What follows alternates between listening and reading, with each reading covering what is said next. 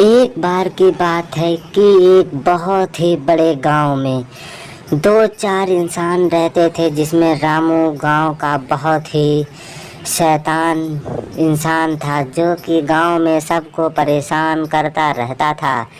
एक दिन क्या हुआ कि रामू के गांव में एक ऐसी आफत आ पड़ी। रामू बहुत ही घबरा गया। उसने कहा अब क्या होगा, यह सोचकर रामू अपने गांव वालों को बुलाता है, पर उसकी आवाज़ सुनने कोई दूर दूर के गांव वाले तक नहीं आते हैं। ऐसा करने पर रामू सोचता है अब तो मुझे लगता है कि मेरा कोई सहायता करने वाला भी नहीं है।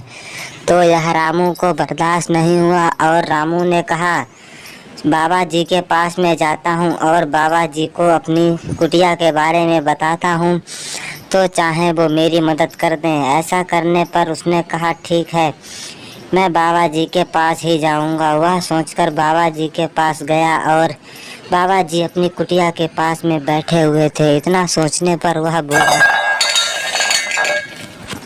कि कोई बात नहीं बाबा जी, मैं इसे अपना एक एहसास दिला दूंगा। और वहाँ खटर पटर की आवाज़ दिखाई दे ही रही थी। तभी उसने कहा मैं आप लोगों को किसी भी हाल में ऐसा नहीं करने दूंगा। उसने कहा तो यह सोचकर रामू ने कहा ओके, मैं अपना एक काम अवश्य करूंगा। यह सोचकर वह कुछ लोग शहर के मिलने चला गया और वह शहर में मिलने के अपने बड़े बड़े लोगों से जाता है, जहां पर वे लोग अपना एक ही ठिकाना ढूंढते हैं कि अब वे अपने मन की बातों को कैसे एहसास दिलाएं। ऐसा करने पर वह अपने बड़े बच्चों और ध्यान लोगों से बातचीत करता था कि वह इन्हें अपना एक एहसास ऐसा दिलाएं कि सभी लोग उसे भी याद करें। इतना सोचने पर वह कहने लगता है ठीक है, मैं आप लोगों को एक ऐसा एहसास अवश्य दिलाऊंगा। वह गांव की ओर चलने लगता है और तभी देखता है कि क्या होता है।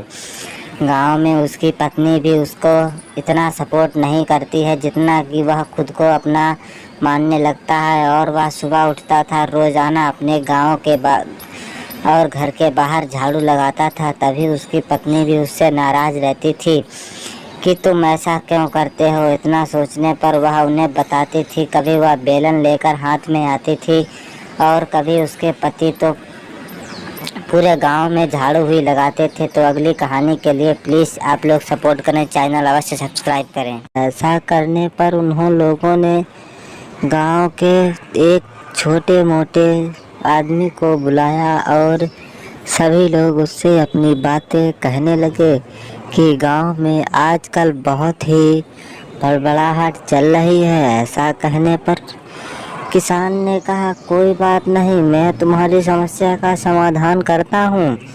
तभी वे औरत वहाँ पर आई और एक ट्रैक्टर मैन भी। तो साधु बाबा से कहा कि बाबा हमारी समस्या का समाधान करो। ऐसा करने पर गांव के सभी सरपंच लोग और पुलिस भी आ गई। इतना करने पर वे सोचने लगे कि अब क्या होगा।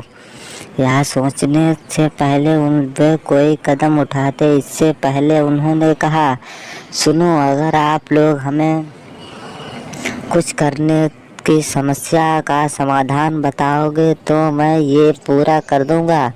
इतना कहने पर वे बोलने लगे ठीक है, मैं आप लोगों को समस्या का समाधान बताता हूँ। और वे अपने ऐसी समस्याएं लेकर बैठ गए कि वहाँ पर कोई काम तक नहीं कर पाया। ऐसी समस्याओं को उनका क्या तो यह सबसे पहले कुछ लोग तो छुपने भी लगे, पर वहाँ पर पुलिसमैन की तो सबसे ज़्यादा फट ही रही थी। और वे गांव के सभी लोगों को लेकर वहाँ पहुँचे और देखा कोई बात नहीं। साधु बाबा जी ने कहा इसका मेरे पास समाधान है, मैं इसे यही मार दूंगा या तो ये बचेगा या आज से मैं। यह कहकर सभी लोग गांव वाले बच्चे और बूढ़े सोचने लगे चलो कोई बात नहीं, इतना तो समझ में आ गया कि ये तो आज का ही दिन हमारे लिए बहुत ही अच्छा होगा। इतना करने पर सभी लोग गिरने लगे और उठने लगे, बैठने लगे। यह कहकर वह सीलम से बोली सीलम, आज से कोई भी काम होगा जो हमारे बाबा जी ने किया वही करेंगे। यह सोचकर सभी बाबा जी के पास पहुँचे और बाबा जी ने कहा, यहाँ से सुनो सुनो बेटा, आज से तुम भी हमारे पास ही रहोगे, क्योंकि एक गांव में वहाँ पास के कुछ ऐसे लोग हैं जहाँ उन्हें कोई तंग तक नहीं करने जाता।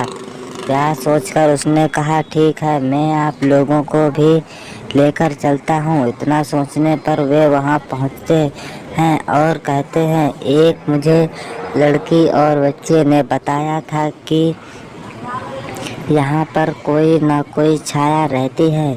तो वह कहने लगा कि कोई बात नहीं, चलो मैं आप लोगों को अगली कहानी बताऊं। तो वह कुछ आगे बढ़ी और बोली, सुनो सुनो, आज तो मुझे बहुत ही अच्छा लग रहा है, क्योंकि आज मेरे सपना पूरा हुआ।